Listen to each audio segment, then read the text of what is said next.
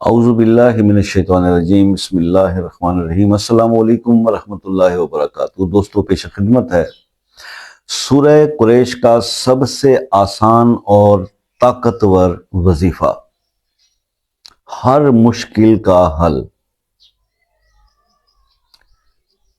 Guarantee کے ساتھ ہر مسئلے کا، ہر مشکل کا حل، ہر مشکل کے حل کے لیے یہ بہت زبردست ہو۔ سورہ قریش کے بارے میں تو خیر میں اب کیا بیان کروں، کیونکہ سورہ قریش کی فضیلت کے اوپر بے انتہا بہت ساری ویڈیوز پہلے بھی بنا چکے، بہت سارے وظائف بنا چکے۔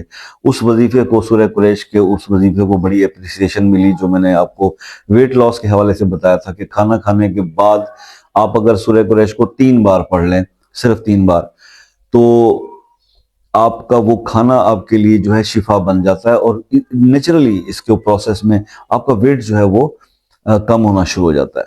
تو یہ بہت سارے لوگوں نے کیا اور اس کے فیڈ بیک بہت اچھے آئے۔ اسی طرح سے اور بہت سارے میں نے وظائف آپ کو سورہ قریش کے اوپر پہلے بھی ویڈیوز بنا چکا ہوں۔ یہ بہت مختصر عمل ہے، 5 منٹ بھی اس میں نہیں لگتے، ٹھیک ہے۔ اگر کوئی شخص اس عمل کی عادت بنا لے اپنی زندگی کے اندر، جو میں آپ کو طریقہ بتانے لگا ہوں سورہ قریش کا، تو اس کو زندگی میں کبھی کوئی مسئلہ نہیں آتا، نہ رزق کے حوالے سے نہ کسی اور پرابلم میں وہ سٹک نہیں ہوتا۔ لیکن بات مسئلہ یہی ہے کہ ہم لوگ مجھ سے کبھی ایک بہن نے سوال کیا تھا کہ جناب ہم نے ایک وظیفہ کر لیا ہے، اس کا ٹائم پورا ہو گیا ہے، تو اب اس کے ساتھ ہمارے جو مسائل تھے وہ حل ہو گئے، تو اب ہم اس کو کیا کریں، آگے کنٹینیو رکھیں چھوڑ دیں؟ دیکھیے، میں ہمیشہ یہ بات عرض کیا کرتا ہوں کہ بڑے قسمت والے وہ لوگ ہوتے ہیں جن کو کوئی عمل، کوئی وظیفہ سوٹ کر جاتا ہے اور اس کے ریزلٹس اس کو بہت اچھے ملتے ہیں۔ جب آپ کو اس کے بہت اچھے ریزلٹس مل ہی رہے ہیں اور ملنا شروع بھی ہو گئے ہیں، تو پھر آپ اس کو کیوں چھوڑتے ہیں؟ آپ وہ دوسرے چیزوں کو آپ ذرا بیک سائڈ کر دیجئے، جس کے کافی عرصہ سے کرنے کے باوجود آپ کو نہیں مل رہا کوئی ریزلٹ، اور آپ کو پتا ہونا چاہیے کہ پھر وہ، اس کا مطلب ہے آپ کو سوٹ نہیں کر رہے وہ وظائف، یا وہ جو چیزیں آپ پڑھ رہے ہیں، وہ تسبیحاں، وہ اذکار، وہ آپ کو سوٹ نہیں کر رہے۔ جو سوٹ کر رہا ہے اس کو کنٹینیو رکھیں، اور دوسرے کو آپ کم کر دیں۔ بند کرنے کا نہیں کر رہا، لیکن کم کر دیں۔ اس کے علاوہ درود شریف کی زندگی میں کثرت اور استغفار کی کثرت یہ ضرور کیا کریں، ٹھیک ہے نا۔ استغفار اور درود جتنا پڑھ سکتے ہیں وہ پڑھا کریں، اس کی بہت برکتیں ہیں ہر عمل کے اندر، یہ ہم بتایا کرتے ہیں۔ دوسری بات، اب یہ جو جس طرح میں نے بولا کہ ہر مشکل مسئلے کا، دیکھیے آج کل سب سے بڑا مسئلہ جو ڈسکس کیا ہے وہ تو رزق کا ہی ہے، چاہے وہ ہمارے اپنے ملک میں ہو یا دوسرے ملک میں جو ہمارے دوست بہن بھائی فورن کنٹریز کے اندر جو رہتے ہیں، وہاں پر بھی یہی مسائل چل رہے ہیں۔ جس کو دیکھیں وہی پریشان ہے کہ جناب وہ رزق کے معاملات نہیں ہو رہے، کوئی لون میں پھنسا ہوا ہے، ڈیبٹ کے اندر، معاملی سودی سسٹم میں تو ویسے برکت نہیں ہے، لیکن اب جس دیش میں رہنا اسی جیسا ہونا پڑتا ہے، اور وہ کرتے ہیں، اور پھر پریشانیوں میں مبتلا ہوتے ہیں، رزق کی تنگیاں شروع ہو جاتی ہیں، عبادات اس طرح پوری نہیں ہو رہی ہوتی، مسائل میں گھر جاتے ہیں، تو بس پھر وہ ان کی رہنمائی کے لیے بیٹھے ہیں، کوئی نہ کوئی اچھا حل بتا دیتے ہیں۔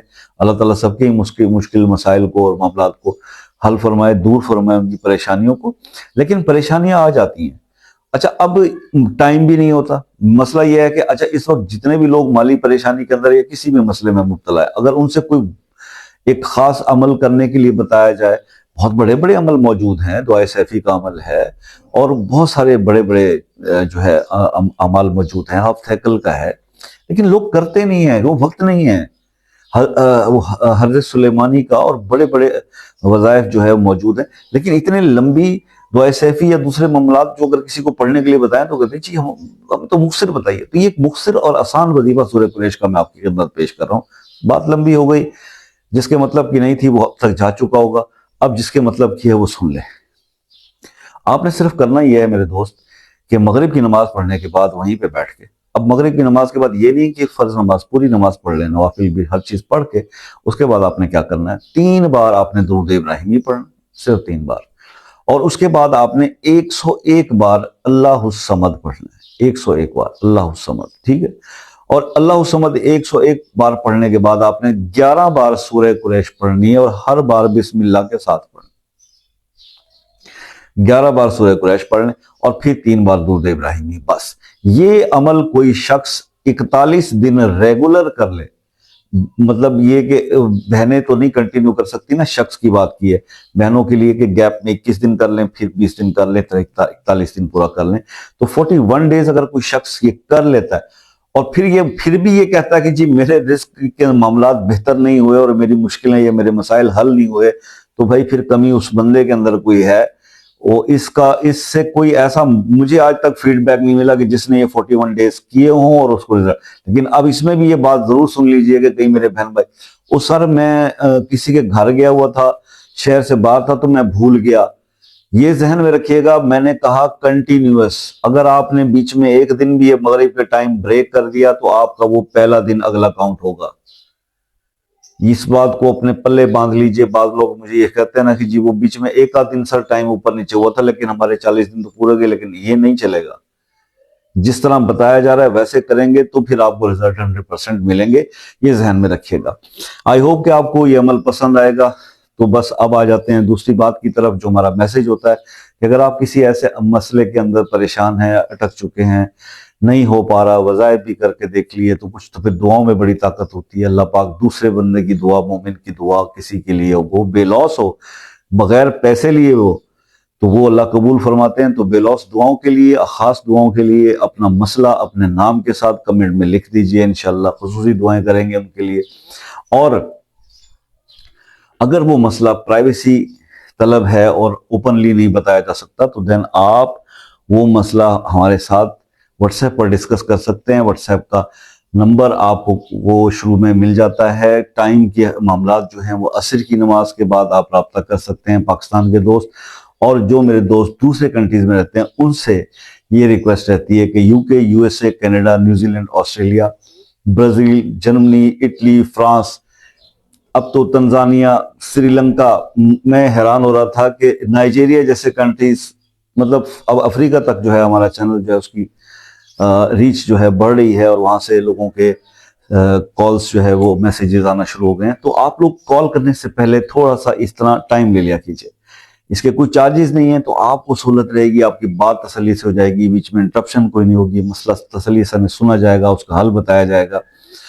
تو یہ، اور جو میرے دوست ایسا کرتے ہیں ان کو آج تک اپنے پرابلمز کبھی نہیں ہوا کہ جن کی کال مس ہوئی ہو یا ان سے بات نہ ہوئی ہو۔ لیکن جو لوگ ایٹ ونس بیٹھے بٹھائے جب آپ فری ہوں آپ کال کر لیں، تو ضروری نہیں ہوتا کہ اس ٹائم پہ ہم بھی فری ہوں اور وہ کال مل جائے اور بات ہو جائے۔